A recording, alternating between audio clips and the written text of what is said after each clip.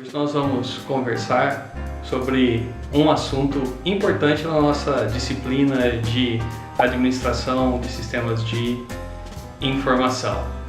Ok? Vamos lá. Let's start.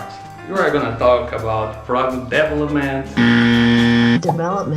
and documentation.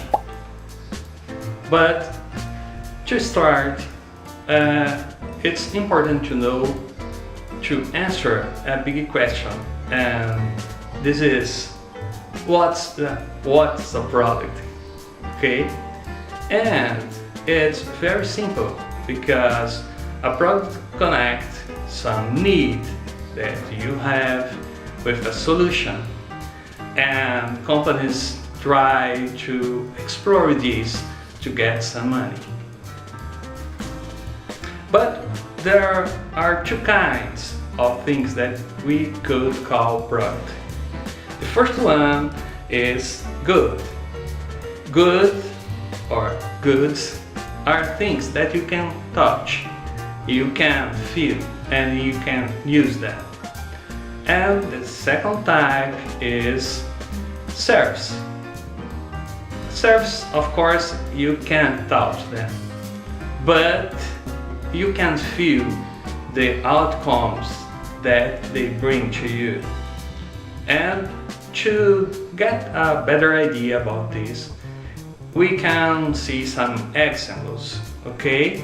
So when you think about a car, about a TV, or anything you can touch, as I said, this is a product. And services are things that you can touch, but you usually pay for these, like you do when you are using data connections on your mobile, right? You can use this, but you pay for these. But from the moment you have an idea to transform this in a product, there's a long path, and there's some steps the companies have to do about this. They usually have an idea, and they try to do some proof of concept. They are doing this to prove that the product, the idea, is something that is possible. And to verify how can they do this, if they need to do new technology for this, or everything they need is already to use. And go on, they are trying to make a prototype. It's something that you can use, you can try, and you can have experience with these things. So when I'm using this prototype, you can see, you can feel how this works and if they need some change or not. Then they send this prototype with their changes to the market, and so we have a final product.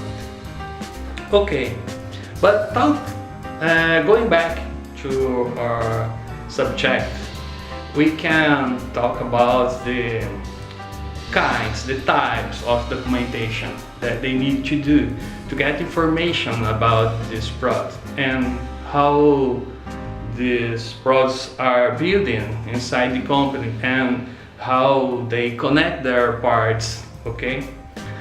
One of these types of documentation is called excluded view. It's like the product get an explosion and you can see the parts kind of disconnected, right? It's important because you can see how they put the parts together and where the part has to be in the product. The second type of documentation they use to call assembler diagram, And this is important because beside the parts that you are gonna use to build the product, you can see the sequence that they have to be connected. And finally, we have probably the most important kind of documentation about products, that is called product tree. In this kind of documentation, it's important because they are made using levels of the product.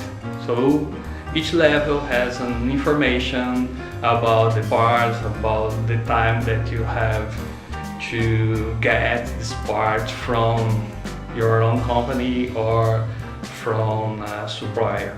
Okay? And they used to call this product tree, but at the first time you look at this kind of documentation, probably you are gonna ask yourself, but it doesn't look like a tree, right? But if you think in this tree that is a binary tree, try to figure out this picture upside down, okay? And you're gonna see that this start makes sense, okay?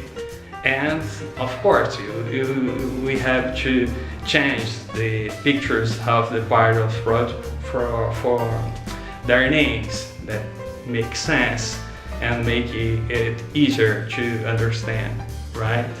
So this short video, I liked if you watched until to the end, and we thinking about the review, we talked about product definition, we talked about product development, we talked about product documentation and product tree.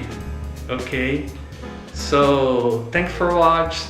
I hope you like, enjoy, and learn together. Okay, special thanks to my youngest son Uriel for his final edition of this video. Okay, bye guys, thank you. Pouco mais pra cá. Isso. Aí, tô lindo.